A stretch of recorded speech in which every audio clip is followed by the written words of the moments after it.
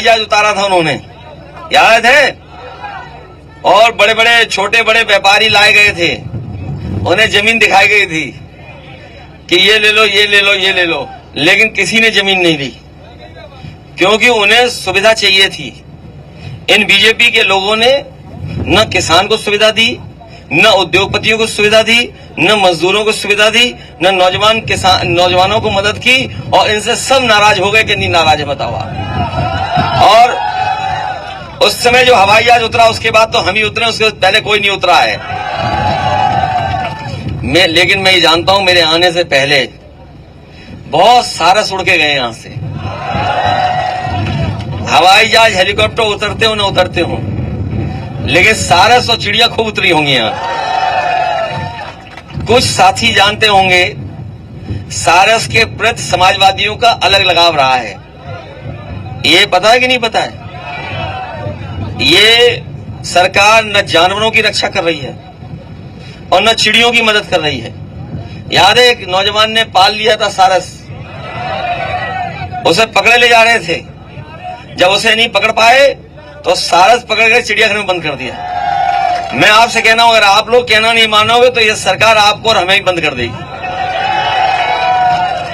और इतने तानाशाह हो गए ये लोग, इतने तानाशाह हो गए हैं कि ये अपने लोगों को भी नहीं छोड़ेंगे, याद रखना, ये अपने लोगों को भी बंद करने लगेंगे।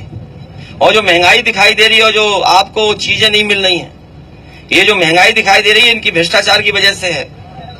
बताओ कोई चंदा इतना वसूलता है? जिस तरह से चंदा लिया है बीजेपी वालों ने, अगर कहीं पूजा पाठ हो, मंदिर हो या किसी कार्यक्रम में सहयोग करना हो, व्यवहार देना हो, तो मान लीजिए 1000, 2000, 500, 2000, 5000, 10,000, 1 लाख तक दे देगा कोई 1000 करोड़ रुपए चंदा देगा? आप खुद सोचिए, क्या 1000 करोड़ रुपए का कोई चंदा देगा? इन्होंने 1,000 करोड़ का चंदा लिया, किसी से 1000 करोड़, किसी से 600 करोड़, किसी से 500 करोड़, और जो 1000 और 600, 500 करोड़ दे देगा, बताओ मुनाफा कमाएगा कि नहीं कमाएगा मुनाफा? उसी की वजह से भ्रष्टाचार है, उसी की वजह से महंगाई है। इन्होंने गरीब को नहीं दिया, खुद अपने कब्जा कर लिया।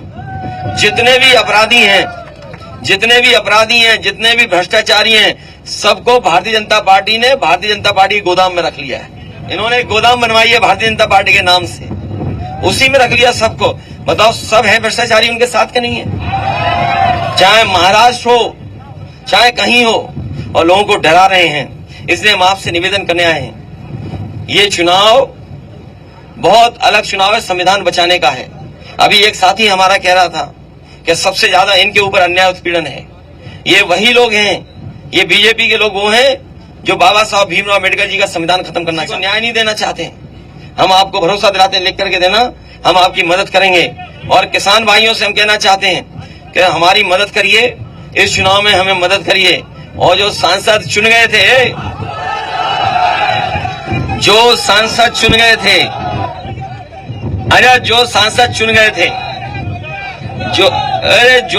चुन गए थे, बताओ कौन सा काम कर दिया उन्होंने? बड़ा बता दो, कौन सा काम कर दिया उन्होंने? और सबसे ज्यादा हमारे हर वर्ग के लोगों के साथ धोखा किया उन्होंने। और ये जो नौजवान हैं, पढ़े लिखे हैं, वो जानते होंगे कि ये हमारे आपके अधिकारों को छीन रहे बीजेपी के लोग।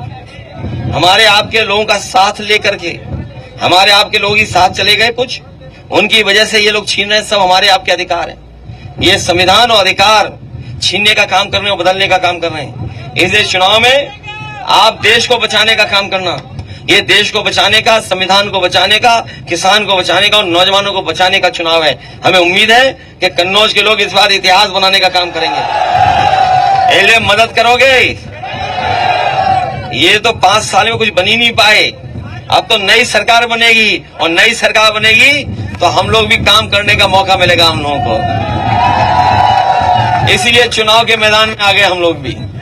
इसलिए मदद करना, विकास के लिए और खुशहाली के लिए आज जरूर आए हैं, लेकिन जो लगाव हमारा सारस से है उसकी वजह से भी दोबारा आना पड़ेगा हमें। इसलिए मदद करना सब लोग। शायद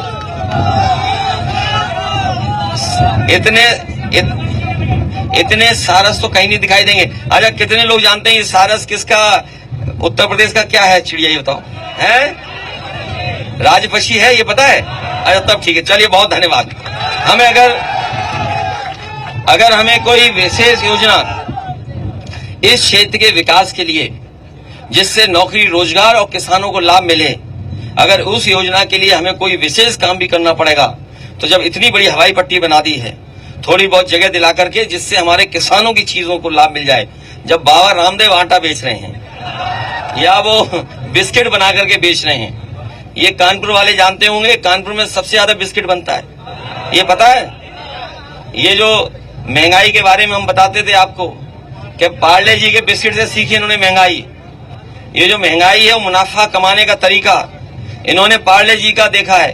ये जो हमारे बुजुर्ग होंगे, जो पुराने लोग होंगे, वो जानते होंगे पार्ले जी का बिस्किट इतना बड़ा आता था, याद है? 1 रुपए का कितने का आता था? और आज 1 रुपए में कितना पैकेट आ रहा?